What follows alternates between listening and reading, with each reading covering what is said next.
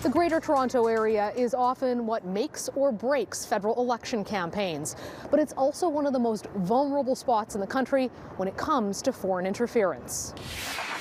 North of Toronto, in the federal riding of Markham-Unionville, obvious signs of an election are few and far between. But controversy here has hung in the air. It's where a Liberal candidate suggested a Chinese bounty be collected on a neighbouring riding's Conservative candidate.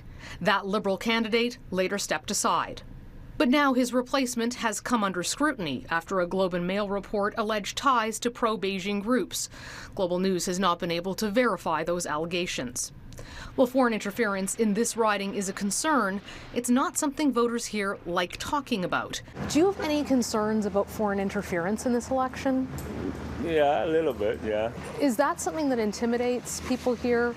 A little bit, yeah. The CCP? Yeah. There's been a lot of discussion about the CCP's presence here. Some people see it as a friendly presence, some people see it as intimidation. Do you think that's playing a factor at all in this election for the community? In terms of whether I feel that there has been interference, possibly. It's, anything is possible. Do you think those concerns are playing at a high level for the community? Is that something a lot of people are thinking about? I think it should, but we haven't heard from the candidates yet. I think it has a lot to do with, especially for this area here, it's been Conservative for the longest time.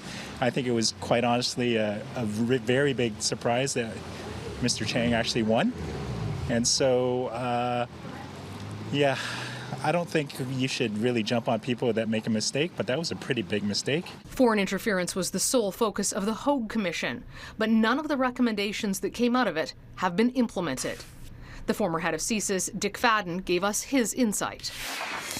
Dick, thanks so much for sitting down with us today. Good to be with you.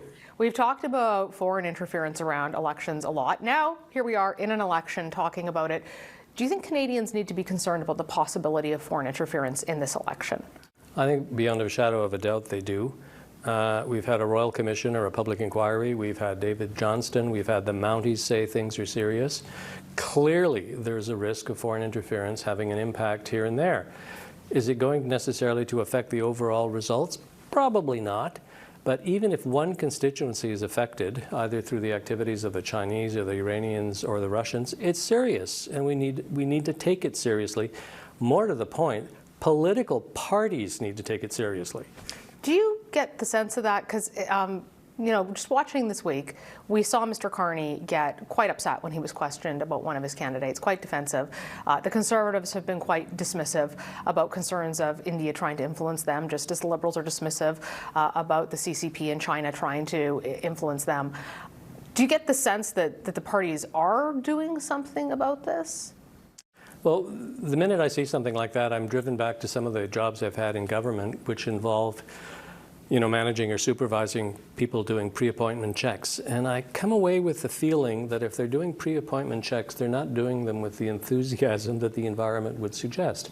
It's not that difficult when you know that candidate X is going to, is to come forward to do a social media check. In a couple of these cases, the problem was found on social media. They should have known about this beforehand. So what I derive from this is, while they may, in theory, take all of this seriously, when it comes down to the day-to-day, sort of checklist that they should have with candidates, I don't get the impression they're respecting the checks quite as much as they should. Well, and this election happened before much of the Hogue Commission could be implemented. It also happened pretty quickly in the sense that none of the parties are running a full slate of candidates. People were, and I was in ridings where they were slamming people into the position at the last second. Does that create the opportunity for foreign interference because there's less time to monitor it, or does it also potentially lessen it because maybe China or India don't have as much time to get organized and try to get their candidate in? Well, this will sound rather odd, but I think some of these countries are better organized than we are. They knew that an election was coming. You knew that an election was coming in the last 6 months. I mean, you do not have to be, Brian Mulroney to be able to figure out the political dynamics. So I think a number of these countries will have been watching very carefully, who's involved, who's not involved, and they would have been very careful to advance their interests. My sense is that the parties vary a fair bit between them as to how much time, money, and effort they put into prepping. But we knew there was going to be an election. Now, admittedly, Mr. Trudeau's departure made a big difference, particularly, I think, for the Liberal Party. But I think, depending upon the particular constituency, but also what's on social media. What's on social media, you don't need days and days and months to prepare. So I would argue that, what I call our strategic adversaries, they knew there was going to be an election. They would have had material prepared to go on social media as soon as they had a slightly greater sense of which party was doing what with whom. I want to go through kind of the two major parties. For the Liberals, they had this report come out, well, it wasn't them, but for everyone, CITE, which is a government organization that looks for interference in elections, talked about WeChat, which is a popular platform in the Chinese community to communicate. There being, messages that appeared to be from the government in Beijing in support of the Liberal Party, trying to push Mark Carney. Then they lost a candidate because he had come out and said that a Conservative rival in another riding should perhaps be delivered to the Chinese consulate for a bounty on his head after he was a human rights activist in Hong Kong. How serious do you think those two things are? Well, I think they're both serious. I mean, if a political candidate does not have enough sense of the environment in which he or she is operating to know that what he said was unacceptable today, he should not have been a candidate to begin with. It doesn't matter that it was in Mandarin. It doesn't matter that it was within a small group, because in the context of an election, I think you know better than I, there really is nothing that's secret. Eventually it all comes out. So I think it was serious that he said it. It was also serious that the political party, the Liberals in this particular case, hadn't done enough background checking to know that he was susceptible of saying something like this. So you put all this in a pot, and I come away with a sense of, like I said a minute ago, on the day-to-day, the necessary checking, the balances, finding out who's doing what to whom, they're being rushed. I get it. It's not a long campaign. They haven't had a long time to prepare, but they knew it was coming. So I would say that's really very worrisome.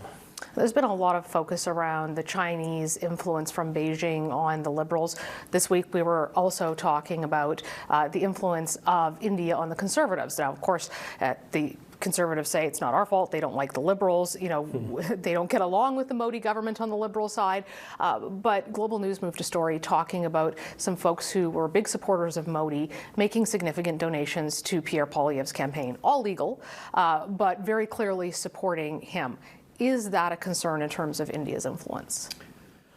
I think in the broad brush of things, it isn't. People are entitled to make contributions. I think the key is that they be done transparently. On the other hand, I think if you reduce it to particular constituencies where there's a strong Indian presence, and it's not just making contributions in money, there's contributions in kind, there's the use of ethnic press, there's the use of social media. If, and I say if, India is doing all of that, and it may well be, so may a number of other countries, that's really concerning. But I think one of the real strong suits that we have in this country are the controls on election spending. So if they're respecting the letter of the law in terms of making financial contribution, fair ball as long as it's reported. But everything else that potentially surrounds that, in specific terms in the, maybe dozen constituencies where India may make a real difference, people should be focusing on this. The last question I have to ask you is perhaps the most overt one, and the one we didn't expect as much before the last few months. The United States of America and the American president and Elon Musk on Twitter potentially putting their finger on the scales of the election. How do you see that as someone who's worked in national security? Well, I don't think they're going to do it under the radar screen. I do not think the CIA, I think the CIA has better things to do than to try and mount a social media campaign against Canada. But they do not have the same sense of restraint we do about how you spend money. So if you're sitting in City X in the United States and you're Mr. Musk or somebody else who has an unlimited amount of money, you can put a lot of stuff on social media. They are, for reasons that I do not entirely understand, annoyed with Canada. So pushing and pulling on particular candidates, trying to send a message that's more favorable to the United States, I would worry about it a little bit. And I'd like to think that conversations like these will make Canadians more aware so they can, subtract this sort of overdraft of people trying to influence how we're voting and what we're thinking. But in terms of an old-fashioned national security threat in the elections from the United States, I don't think so. Worry more about an overt attack. And Donald Trump, pretty overt about what he thinks generally.